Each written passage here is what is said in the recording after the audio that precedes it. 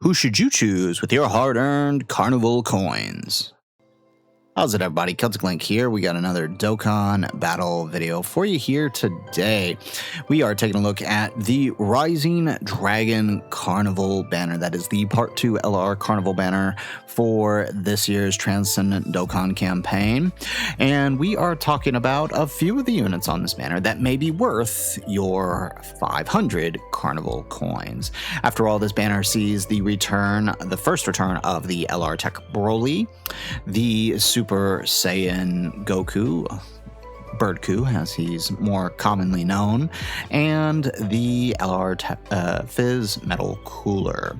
Two of these characters have received major EZAs during this celebration, and the big question is, are they worth your coins? So let's go ahead, let's hop on in, and let's start by taking a look at the first major return for the LR Tech Broly. So this guy makes his first ever return since last year's TDC in December. Though he did technically return on the New Year's banners, he was not available for coins. However, right, he is here. You can purchase him now. He leads Exploding Rage, category key 4, HP, attack and defense 220%. He is a stacker, raising both attack and defense by 20% on his 18 and 12 key, and his passive includes an entrance animation, no restrictions on that, but it gives him key 4 and damage reduction for 40% for a turn, and key 3 and damage reduction rate 30% for a turn. He has 260% attack and defense, he guards all attacks, and for every attack performed, he gets key 1 up to 5, defense 50 up to 400%, and chance for a critical hit up to 100%.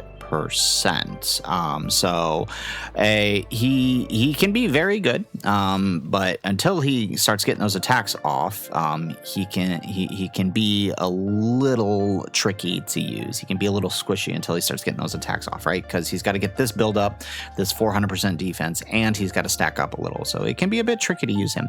For every attack received, he gets key 1 up to 5, 40% attack up to 300%, and an additional attack that has a 50% chance to becoming a super attack up to 4 times.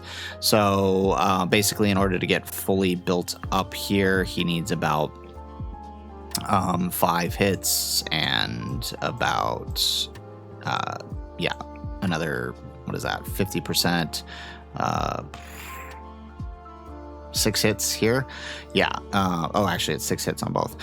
So 6 hits here to get him fully built up, and so 6 super attacks and 6 hits is basically what you need. So it can be a little bit tricky to pull off, but once it's there, he's in a pretty decent place by his second or third appearance, and then he can just start stacking away. For every super attack he receives as well, he gets an additional permanent attack and defense 30%. So this is really helpful, especially against bosses that super a lot. Even better if it is an unarmed super, which there are many of. He gets an additional attack 260%, and countering with tremendous power. So he will not only receive this buff for receiving the super attack, he will also deal damage for nullifying it.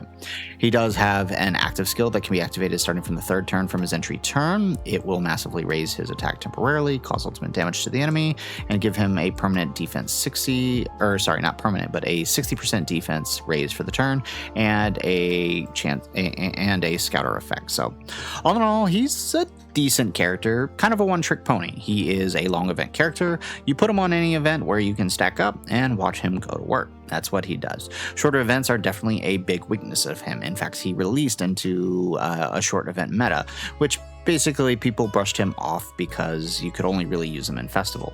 Now there's quite a few fights where not only are you dealing with unarmed supers, but we have lots of fights that are longer in length, which means he has use outside of Festival. In fact, he's one of the best units for, even though it's a sort of a medium fight, he's one of the best units for the new Climactic Battle fight against Beast Gohan, because of his counters. So incredibly useful character, but is he worth your coins?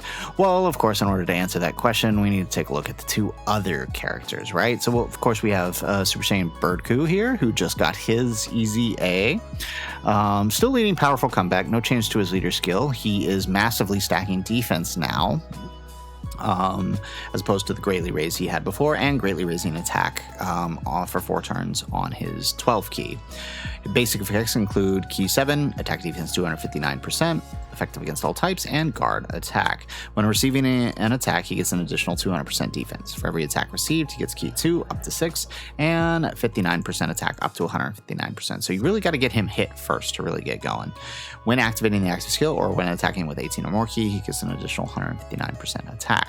Starting from this 5th turn, he gets an additional 59% damage reduction rate before attacking, and as long as your HP is 50% or more, you get 259% attack and defense, additional super attack for 3 turns, superclass allies 59% defense, and damage reduction rate 70% for 3 turns. So, right, if he starts on turn 1, this is going to proc right away. It is a once only proc. So right after the turn, obviously it's going to go away. Otherwise it would have this infinity symbol here, right? So this is a once only proc, right? Or some of these, will last for 3 turns, for example, but like this is only for the turn, this is only for the turn, and then he will drop down after that. Now, after his revival skill is activated, however, you can gain this back, gaining in that 259% attack, gaining that additional super attack, and gaining a 70% chance to perform a critical hit. So no more damage reduction rate though. After his revival skill is activated though, you can gain another 40% and a permanent 59% attack defense raise for allies within the next attacking turn. Active skill is the same as before, activated 59% or less, starting from the 5th turn from the start of battle or after his revival skill. So incredibly helpful. He is probably one of the most versatile characters, being that he is a Super Saiyan Goku. He's going to have tons of link partners. He's going to slide into a lot of teams, right? He is very helpful for the movie Heroes team, especially the Beast Gohan, providing an excellent slot 1 for the team. The only time he's not slot 1 is should you fall below this 60% after his 2nd appearance. Then maybe you'll have some issues, but then he'll just revive and then you're back to all of this. And so it's a non-issue, right? He is a very, very tanky character, excellent character to hold down slot 1, especially after a couple of these go off too.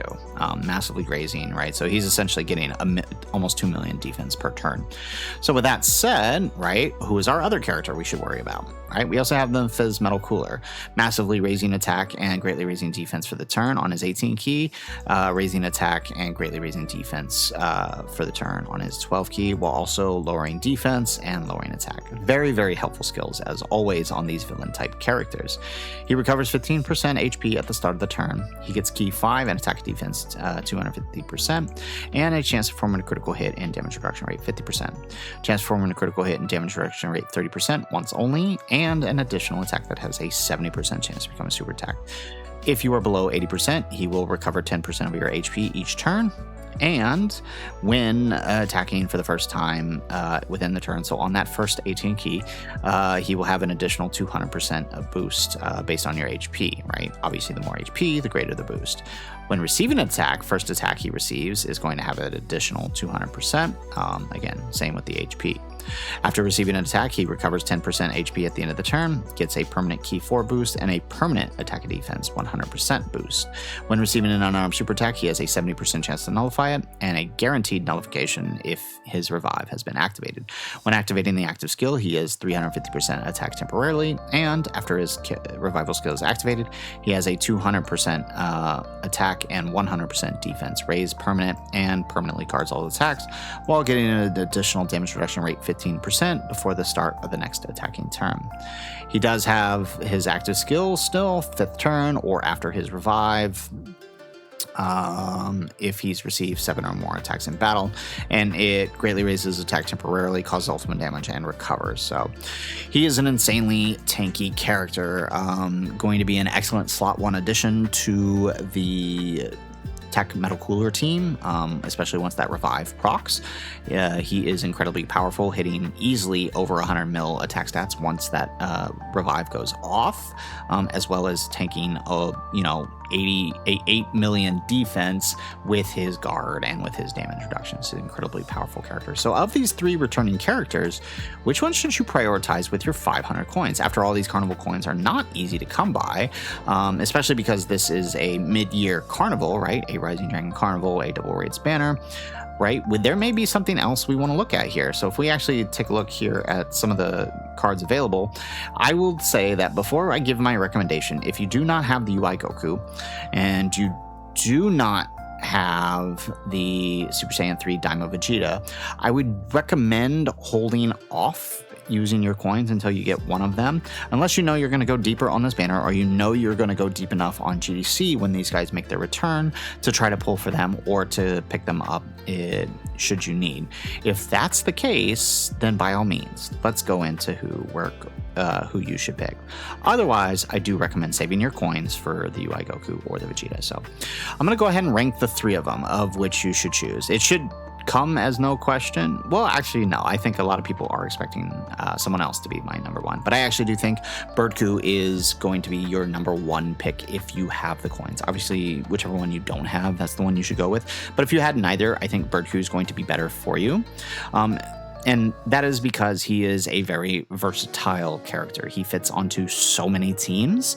He can, again, great slot 1, great revive conditions, no team restrictions.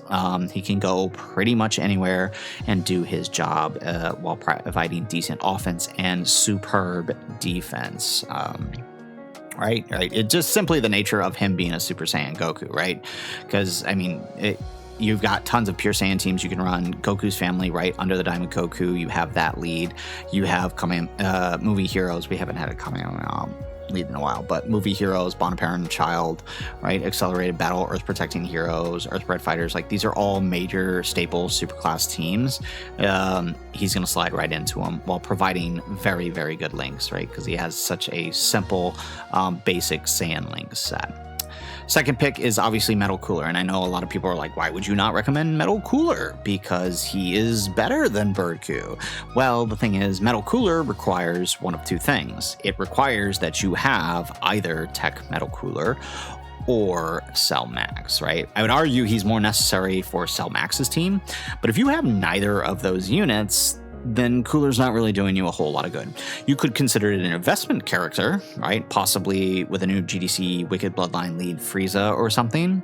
Could be. Or, I mean, if you want to just invest in him now and know you're going to pick up Tech Metal Cooler later, that's also a possibility, but you also have to consider who you want to spend your red coins on that one, right? So if I'm weighing the options, if you had neither, right, and you're trying to build your teams, right, especially if you're a newer player, Birdku is going to be more beneficial to your account overall than Metal Cooler, who kind of needs to be on one of those 2 teams to see his max value.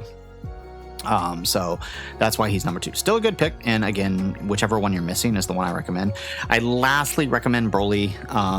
In fact, I wouldn't even necessarily recommend him, but he is 3rd rank since he is returning. I don't recommend picking him up over anyone, or, I mean, really at all, unless you're still really struggling with those extreme class missions on festival battles. He's not going to provide much to your account. You're honestly better just holding off until he shows up on another banner that you might be able to pull him on. If you're, especially, let's say, you summon on the New Year Step Up or something at the end of the year. I just don't think he's as valuable as some of these other choices. Heck, I'd almost argue it's more valuable to grab a dupe of him or him than it is to pick up Broly. That's just kind of where it's at. It's not that he's a bad character. He has his uses, but if we're talking about overall value for your account, Birdku is the better choice out of the 3, followed by Metal Cooler, and lastly, Broly. Obviously, you know, the choice is yours. You pick up what's best for you, but that is just my recommendation. So guys, that's it for the video. If you liked the video, make sure you hit that like button. Subscribe to the channel if you have not already. And in the comments down below, let us know who are you going to pick up with your coins. Would love to hear your choices in the comments down below. Otherwise, guys, as always, thanks for watching, and aloha.